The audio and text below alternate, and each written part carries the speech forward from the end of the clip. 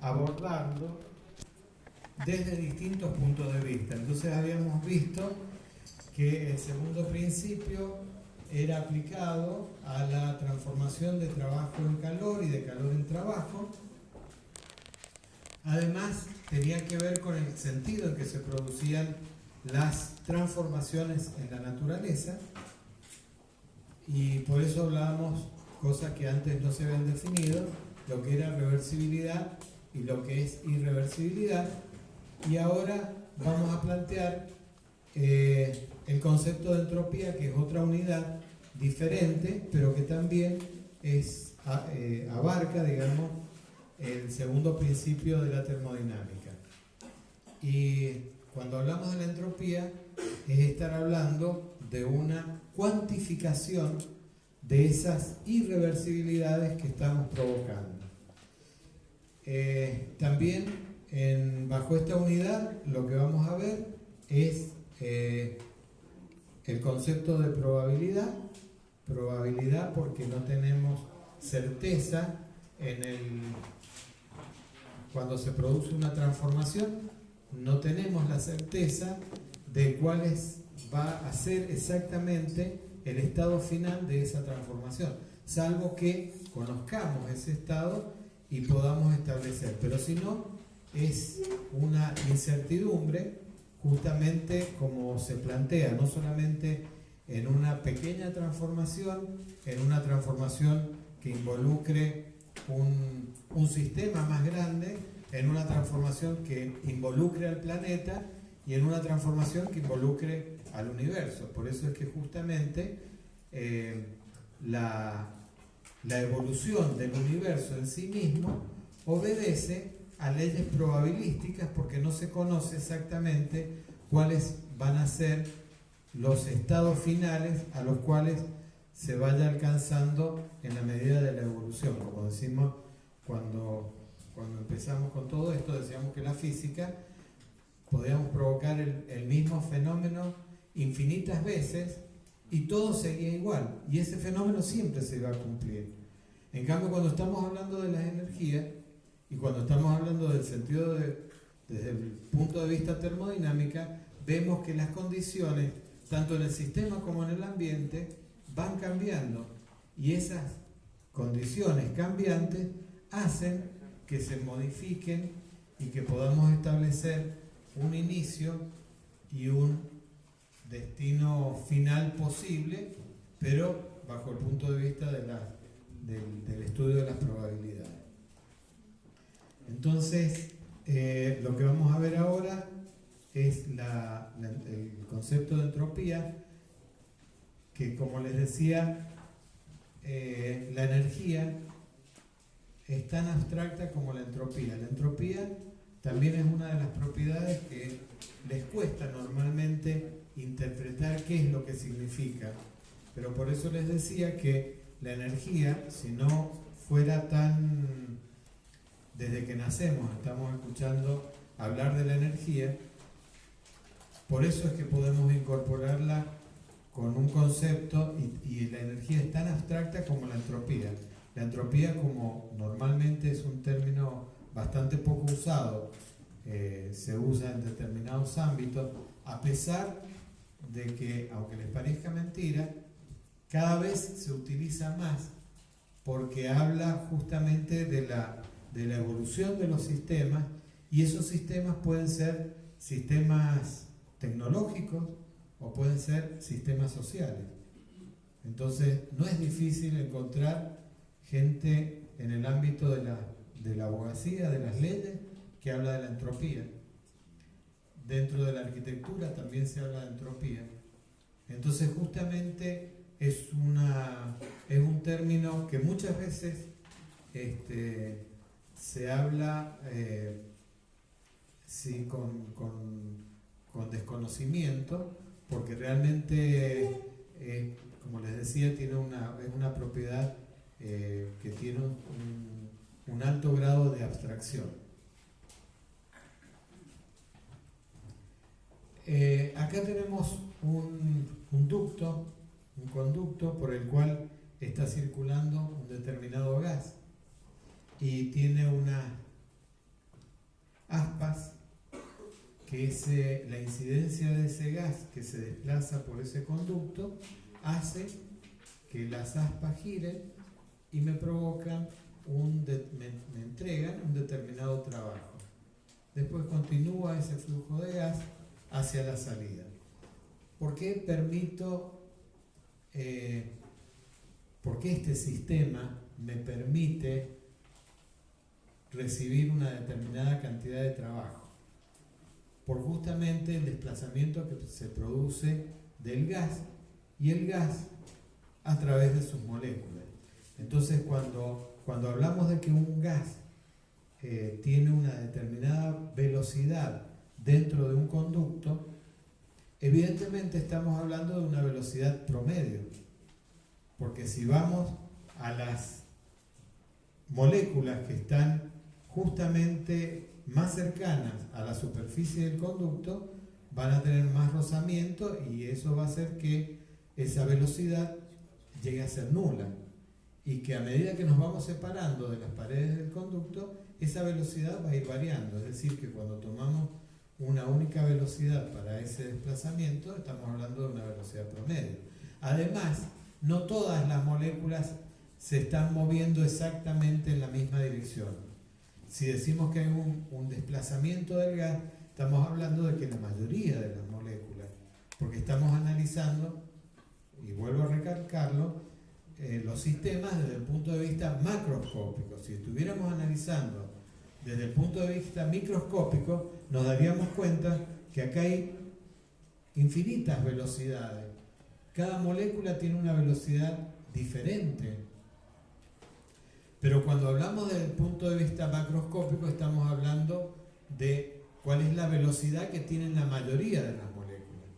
Entonces, ese desplazamiento que se produce dentro del conducto, estamos hablando de una energía ordenada, y esa energía ordenada es la que nos permite obtener un determinado trabajo útil, porque estaría incidiendo en las aspas de ese mecanismo que nos entrega un determinado trabajo, como podría ser una turbina. Ahora, el gas en su totalidad, entonces tenemos energía ordenada y energía desordenada. La energía ordenada, ¿por quién estaría compuesta? Y por las moléculas que se desplazan, la mayoría de las moléculas que se están desplazando con una dirección determinada.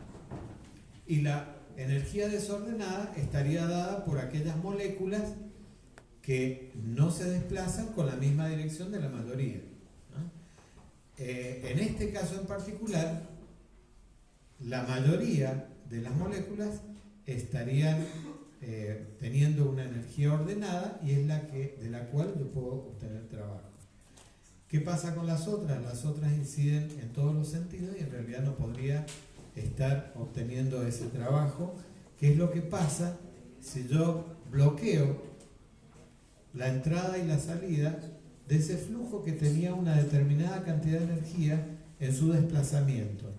A partir del bloqueo, yo puedo decir que la cantidad de energía que tenía ese sistema en su desplazamiento es la misma energía que tiene después que yo provoco ese bloqueo. Ahora, cuando provoco el bloqueo, o sea, cierro las válvulas de entrada y salida, toda esa energía hace que se convierta de energía ordenada en energía desordenada. Es decir, que se produce como consecuencia de eso un movimiento caótico de las moléculas, y donde ya no podemos decir que la mayoría de las moléculas se están desplazando con una determinada dirección y con un determinado sentido.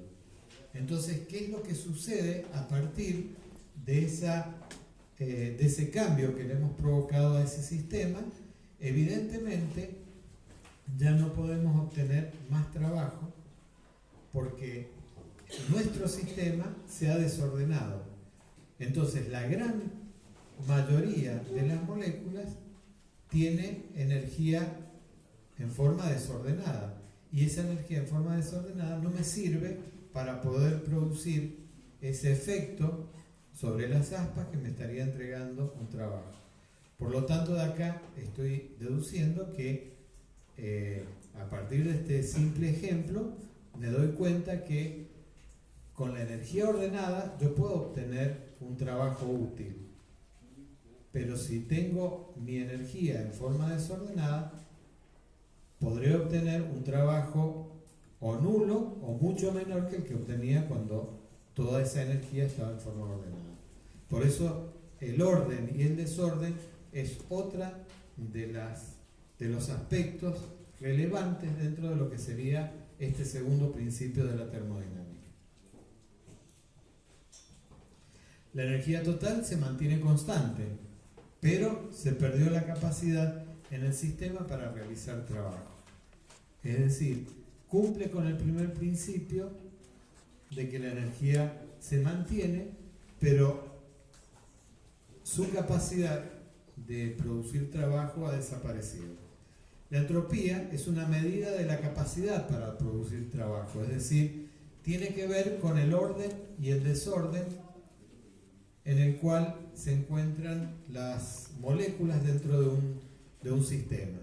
Todas las energías mecánicas pueden convertirse en otras energías en forma ideal. Es decir, el caso del péndulo, que tenemos energía potencial y esa energía potencial se transforma en energía cinética, y si lo hacemos en condiciones ideales, toda la energía total en forma de energía potencial se transformaría en energía cinética y posteriormente en energía potencial, de manera que en un péndulo ideal permanentemente estaría oscilando porque habría una transformación permanente de una en otra.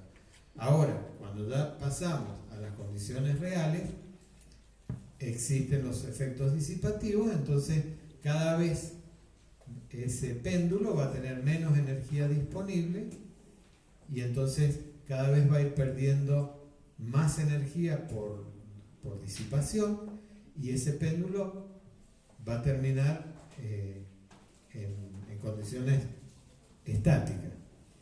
Los efectos disipativos, fricción, resistencia eléctrica, histéresis, producen degradación de la energía convirtiéndose en energía térmica.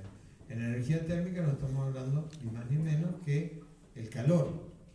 Era ese calor que después lo queríamos poder recuperar en una máquina térmica y no lo podíamos recuperar totalmente, por lo tanto estaríamos perdiendo calidad de la energía. Cuando decimos que perdemos calidad de la energía, estamos diciendo que estamos generando energía térmica. La energía térmica nunca puede convertirse totalmente en trabajo, que es lo que vimos en la unidad anterior. Los movimientos aleatorios de las moléculas del gas tienen muy poca probabilidad de reorientarse ordenadamente sin ayuda externa. ¿Por qué? Esto estamos hablando del conducto que habíamos dado como ejemplo al principio. Es decir, no podemos asegurar con total certeza de que las moléculas en un determinado momento no se orienten de manera que todas vayan en un determinado sentido, a pesar de haber cerrado las válvulas de entrada y de salida. Dijimos que era un movimiento caótico. Ese movimiento caótico tiene que ver con un estudio probabilístico, pero dentro de las probabilidades por supuesto que cada vez son menores cuando yo le impongo determinadas condiciones, como por ejemplo que en un determinado momento todas las moléculas vayan en un determinado sentido, y si van en ese determinado sentido yo voy a poder obtener nuevamente trabajo útil, pero es una cuestión de probabilidades, de incertidumbre respecto de cómo va a producirse el movimiento de esas partículas o de esas moléculas. Entonces, se necesita una propiedad que evalúe, que cuantifique justamente estos cambios en la calidad de la energía, es decir, la entropía está directamente relacionada con el calor. Entonces aparecen, para poder fundamentar su análisis matemático, Clausius, a través de un teorema, hace uso de los teoremas de Poincaré, que son 3 teoremas y que se aplican para ciclos reversibles.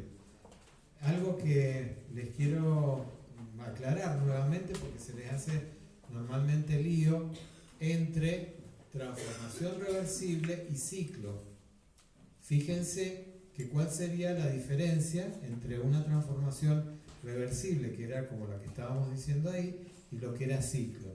La transformación reversible, dije, tiene la capacidad de ir hacia un estado final y volver a su estado inicial sin producir cambios del sistema ni del medio que lo rodea. Este caso sería el caso de un ciclo reversible.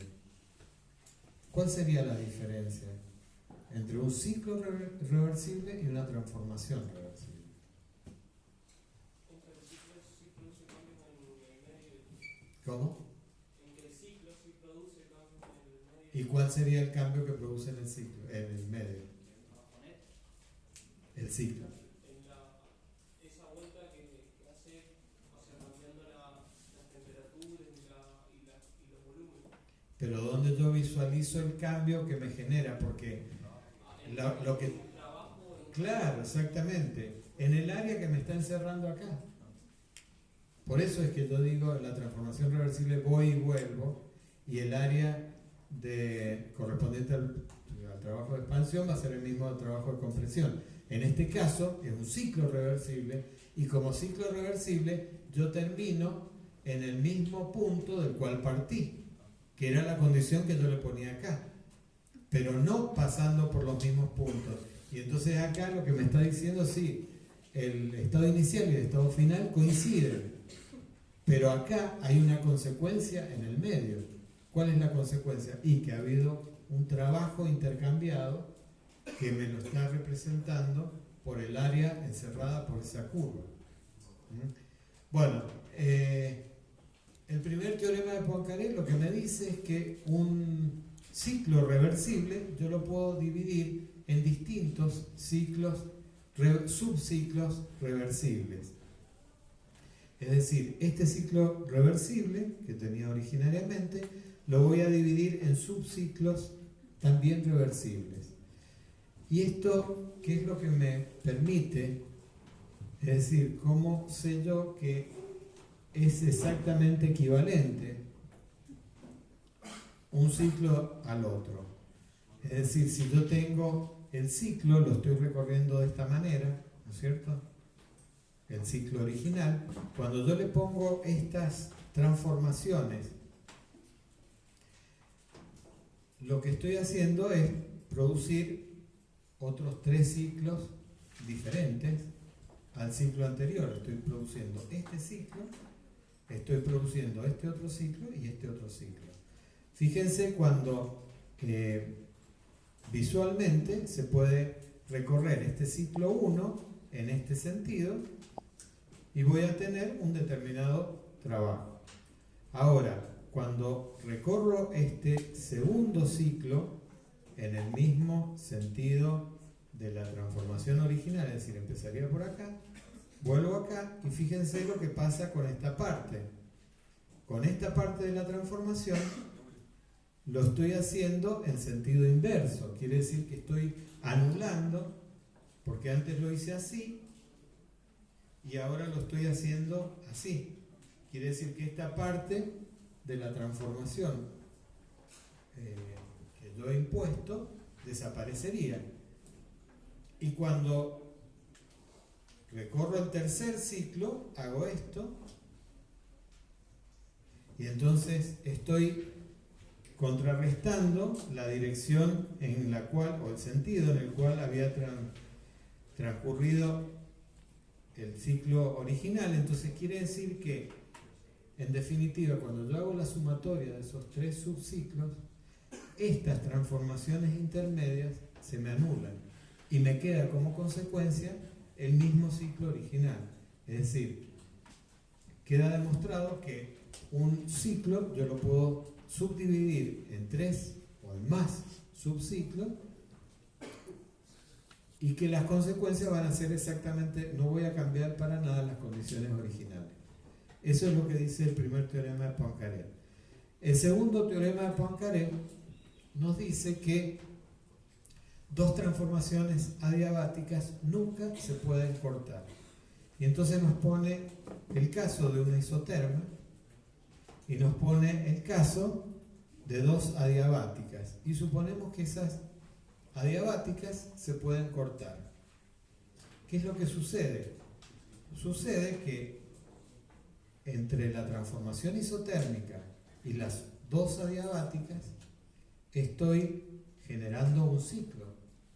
Y ese ciclo implica un trabajo. ¿No? ¿Y qué es lo que sucede? Si esta transformación, que era isotérmica, está recibiendo una determinada cantidad de calor y a partir de ese calor está generando un trabajo, que era lo que veíamos anteriormente. Ahora seguimos una adiabática y otra adiabática y entonces nos queda un trabajo útil encerrado y producido por esas transformaciones, según lo cual se puede ver. Pero fíjense que estaría diciendo que a partir de una única fuente de una determinada temperatura, estaría provocando un trabajo útil que estaría dado por el área. ¿Por qué? Porque necesitaría la otra fuente hacia